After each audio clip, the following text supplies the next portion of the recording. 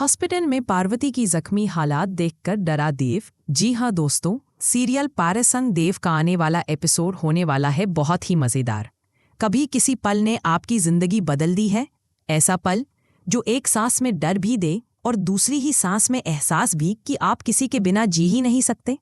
आज की कहानी शुरू होती है ठीक ऐसे ही एक पल से, उस पल से जब देव की दुनिया टूटने ही वाली थी और उसे पहली बार समझ आया कि पार्वती उसके लिए क्या मायने रखती है।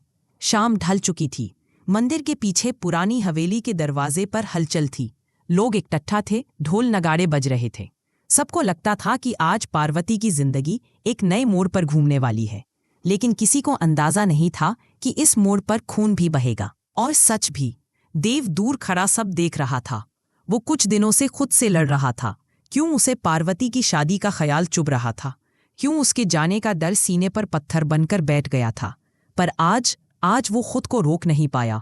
जैसे ही पंडित मंत्र पढ़ने लगे, देव भीड़ चीरता हुआ अंदर पहुंच गया। ये शादी नहीं होगी। उसकी आवाज इतनी तेज थी कि पूरा मंडप थम गया। सबके चेहरे डर और हैरानी से भर गए। पार्वती भी एक पल के लिए स्तब्ध रह गई। देव की आंखों में जो दर्द था, जो बेचैनी थी, वह किसी ने नहीं देखी थी, पर आज सबके सामने थी। लेकिन इससे पहले कि कोई कुछ समझ पाता, आधा ठाकुर उठ खड़ा हुआ। उसकी आंखों में गुस्सा उबल रहा था। बहुत हीरो बने, यही नाटक चाहिए था ना? और फिर उसने बंदूक तान दी। वो पल, वो एक सेकंड, जैसे पूरी दुनिया थम गई हो। देव की सांस रुक गई। पार्वती का दिल धड़कना भूल गया और सब लोग जम गए। ट्रिगर दबा, गोली चली, धमाक। देव को लगा कि गोली उसी को लगी होगी, लेकिन अचानक किसी ने उसकी बाह पकड़ ली। उसका नाम पुकारा, देव।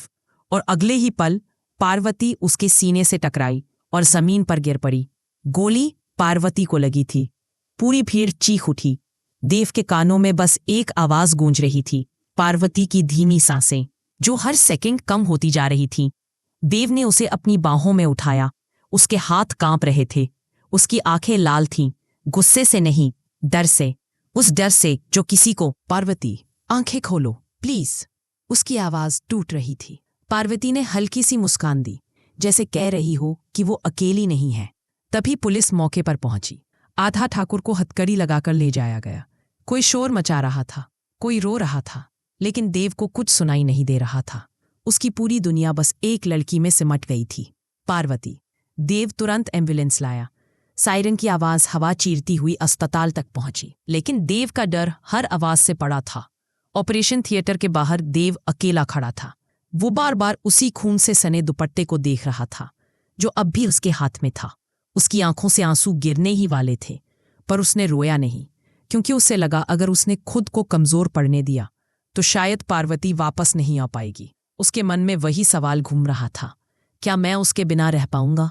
और पहली बार जवाब साफ था, नहीं। उसने पहली बार माना वो पार्वती से प्यार करता है। घंटों बीत गए। डॉक्टर अंदर थे। देव हर सेकंड किसी चमत्कार का इंतजार कर रहा था। जब आखिरकार डॉक्टर बाहर आए, देव की सांस रुक गई। हालत नाजुक है, लेकिन उम्मीद है। बस यही सुनकर देव की आंखें बंद हो गई। उसने पहली बार किसी चीज के लिए दिल से दुआ की। कुछ घंटों बाद पार्वती की उंगलियां हिली। डॉक्टर ने देव को अंदर बुलाया। कमरे में हल्की रोशनी थी। पार्वती बेहोश पड़ी थी। उसका चेहरा पीला था, लेकिन जिंदा थी। देव ने उसके पास बैठकर उसका हाथ पकड़ा और धीरे से कहा, तुम मुझे छोड़कर नहीं जा सकती। मैं तुम्हें जाने नहीं दूंगा। उस पल में उसके मन में एक ख्याल आया, अगर खोने का डर इतना बड़ा है तो क्यों ना उसे हमेशा के लिए अपना बना ले। लोग कहते हैं कि सिंदूर मांग में तभी भरा जाता है जब लड़की होश में हो, लेकिन कभी कभी दिल ऐसे फैसले लेता है जिन्हें दुनिया नहीं समझती। और देव का दिल आज उसी मोड़ पर था। अब बड़ा सवाल यही है, क्या पार्वती होश आने के बाद देव को अपना मान लेगी?